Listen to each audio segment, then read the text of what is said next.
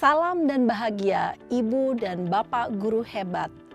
Pada video kali ini kita akan membahas tentang salah satu program disiplin positif yang diterapkan di lingkungan sekolah yang dikenal dengan nama restitusi.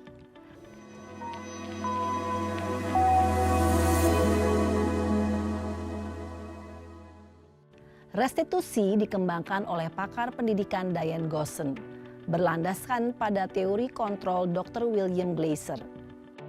Segitiga restitusi adalah suatu proses dialog yang dijalankan oleh guru atau orang tua agar dapat menghasilkan murid yang mandiri dan bertanggung jawab. Pada saat guru di posisi manajer, aspek yang dikembangkan pada murid adalah motivasi intrinsik, sehingga penanaman nilai-nilai kebajikan dapat tumbuh dan berkembang menjadi suatu kebiasaan positif yang akhirnya membentuk karakter murid. Proses dialog ini terdiri dari 3 langkah yang digambarkan pada ketiga sisi pada segitiga restitusi. Sisi pertama adalah menstabilkan identitas.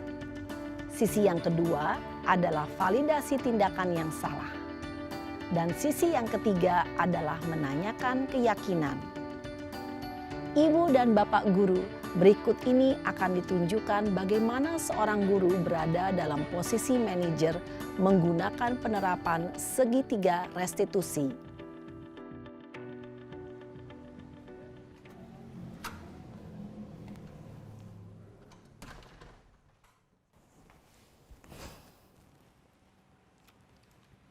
Siang, Sarah. Siang, Pak. Sudah lama nggak ketemu Sarah? Kenapa hari ini ada di sini? Kesel, Pak. Kesel banget. Masa aku dikatain tukang fitnah, Pak? Ya aku marah lah. Aku balik ngatain Eka di depan kelas. Kesel banget.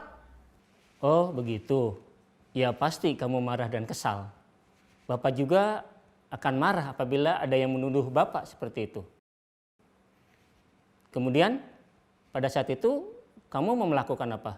Ya saya langsung ngatain Eka lah, Pak. Kesel banget. Saya bentak-bentak dia depan teman-teman lain. Oh, begitu. Pasti kamu melakukan seperti itu karena suatu alasan tertentu, bukan? Iyalah, masa saya diam saja, Pak? Ya saya bela diri lah. Masa saya dituduh tukang fitnah? Ya wajarlah. Mempertahankan harga diri itu sesuatu yang penting buat kamu. Untung kamu tidak bertindak lebih gegabah lagi. Hanya membentak-bentak. Iya, Pak. Untung saya masih bersabar dan hanya membentak saja. Sudah gemes padahal, saya pasti bela diri lah. Ya pasti ya, tapi kamu memilih untuk tetap bertahan dan bersabar. Kamu memilih untuk tidak berbuat lebih parah lagi, bukan? Iya. Nah, sekarang coba kita lihat lagi. Tindakan kamu yang bentak-bentak Eka di kelas. Tindakan kamu itu kira-kira sesuai dengan keyakinan kelas atau prinsip kamu tidak? Enggak lah, Pak. Capek, Pak, jadi pemarah. Jadi keyakinan atau prinsip mana yang kurang sesuai dengan keinginan kamu? Ya, saya sebenarnya sangat menghargai orang lain. Mungkin saat itu saya menjadi emosi, jadi tidak menunjukkan sikap itu. Kamu meyakini tidak? Menghargai orang lain itu penting buat kamu? Yakinlah, Pak. Iya, setuju. Kita harus saling menghargai. Namun, ada juga keyakinan yang kita sepakati yang perlu kita jalankan apabila kita sedang marah, bukan? Ya saya bisa lebih proaktif, mulai dengan diri sendiri. Saya bisa jadi lebih bersabar, mengambil waktu jeda untuk berpikir mau apa selanjutnya. Kira-kira kamu bersedia memperbaiki masalah ini tidak? Bersedia, Pak. Kalau kamu memperbaiki masalah ini, kamu akan menjadi orang seperti apa? Saya akan menjadi orang yang bertanggung jawab kali ya, Pak. Dan senantiasa proaktif. Iya, menurut kamu bagaimana rasanya menjadi orang seperti itu? Ya nyaman lah, bangga bisa bersabar dan menahan diri. Baiklah kalau begitu. Yuk kita pikirkan bagaimana memperbaiki masalah ini.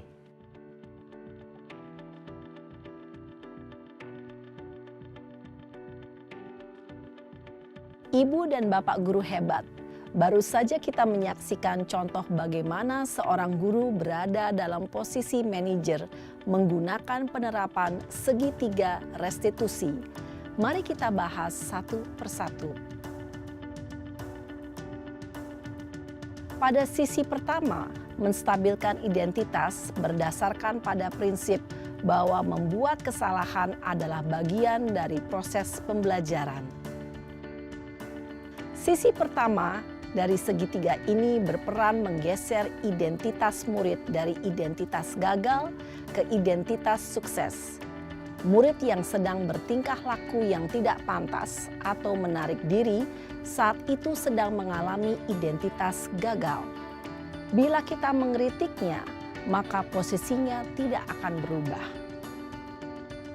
Kita bisa mengajukan pernyataan-pernyataan ini.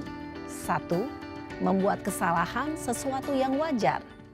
2. Manusia tidak ada yang sempurna. 3.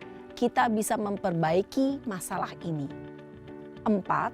Saya tidak menanyakan kesalahannya. Saya lebih fokus bagaimana memperbaiki masalah ini. 5.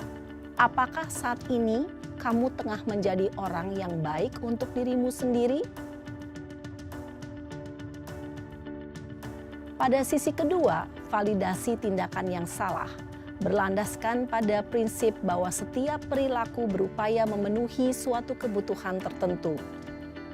Guru yang telah memahami teori kontrol akan bergeser dari pemikiran stimulus respon menjadi proaktif dan mencoba untuk mengenali tujuan dari perilaku murid. Mengenali dan mengakui kebutuhan murid ini dapat memperbaiki hubungan dengan murid tersebut. Pernyataan atau pertanyaan bisa disampaikan dengan nada suara tidak menghakimi atau memojokkan, sehingga dapat mengembalikan murid pada posisi positif. 1. Kamu bisa saja bertindak lebih gegabah lagi dari ini. 2. Kamu bukan melakukannya tanpa suatu alasan tertentu. 3. Kamu melakukannya karena mempertahankan sesuatu yang penting bagimu. 4. Mungkin kamu bisa mempelajari suatu perilaku baru yang lebih efektif. Bersediakah kamu mempelajarinya? Selanjutnya, kita akan simak sisi terakhir, yaitu menanyakan keyakinan. Teori kontrol menyatakan bahwa pada dasarnya kita termotivasi secara intrinsik. Pada saat perilaku yang salah telah divalidasi dan identitas sukses telah stabil, maka murid telah siap mengaitkan keyakinan-keyakinannya dengan tindakannya yang salah dan pemikirannya telah bergeser ingin menjadi orang yang dituju. Pertanyaan-pertanyaan ini dapat mengaitkan keyakinan-keyakinan yang dianut murid. 1. Sebagai keluarga atau kelas, apa yang kita yakini? 2. Nilai-nilai apa yang telah kita sepakati? 3. Seperti apa gambaran sebuah kelas yang ideal bagi kamu? 4. Kamu ingin menjadi orang seperti apa?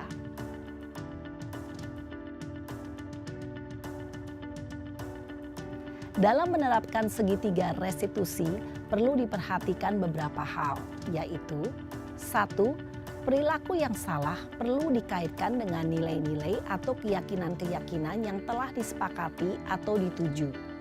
2. Kesediaan orang yang melakukan kesalahan untuk memperbaiki masalah. 3. Pemecahan masalah sebisa mungkin relevan atau memiliki hubungan dengan masalah yang ada. 4. Usaha. Perlu adanya suatu usaha perbaikan dari pihak yang berbuat kesalahan. 5. Waktu. Perlu didedikasikan waktu dari pihak yang berbuat kesalahan. Tanyakan kapan akan mulai diberlakukan usaha untuk memperbaiki masalah.